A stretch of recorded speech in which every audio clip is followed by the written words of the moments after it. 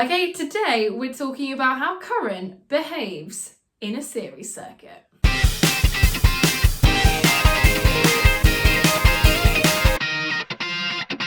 First things first, if you're unsure at all about what current is, do make sure that you go back and check the previous video. Right, I want to start this video with a rule. Current in a series circuit is the same at every point. Is that it? Yeah, it's actually not a trick, it actually is that straightforward. But we're going to dig into this rule a little bit.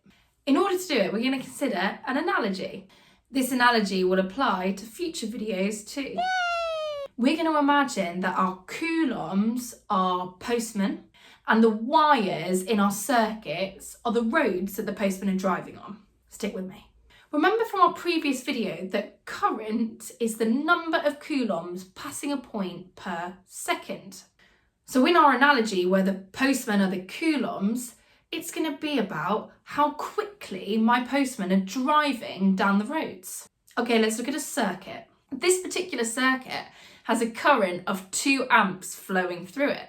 And since the current in a series circuit is the same at every point, if there are 2 amps here, then there are 2 amps here, and here, and here. You get the point. If we're thinking about our postman, it is as if this particular road has a speed limit. So the speed that my postmen are travelling here should be the same as here, here, here, so on and so forth. Let's change my circuit up a little bit. Call me crazy, I'm going to add another bulb to my circuit. Now with this circuit, I have 1 amp running through my circuit instead of my previous 2. Now I've changed my circuit up, it's as if I have changed my road to a different speed limit.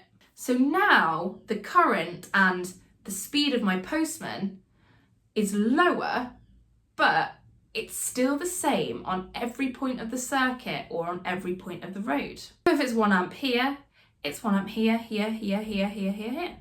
One component that we can use to easily change the current that is running through our circuit is a variable resistor. And it does what it says on the tin. Varies the resistance in the circuit. Imagine you have a circuit like this. There's my variable resistor. If I increase the resistance of that resistor, then I lower the current that is going through my circuit. I've made it harder for my coulombs to flow. It's like the speed limit of my road is really low, and my postmen are forced to move slower. If I take my variable resistor and turn the resistance of it down, so I have a lower resistance in my circuit, then I make it much easier for my current to flow. I have a higher current in my circuit, it's as if my postmen are going around at a higher speed, like I've increased the speed limit. Let's do a quick example. What is the current at points A and B? Well, my current in a series circuit is the same at every point, so at point A, it must also be 6 amps if it's 6 amps over here. In circuit B, I've kept the exact same circuit, but I've added an extra identical bulb.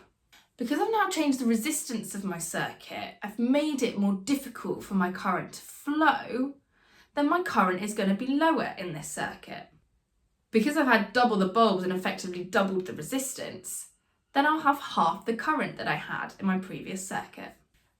Thanks for watching. Please make sure you download the notes and check out the next video to see what happens to current in parallel circuits.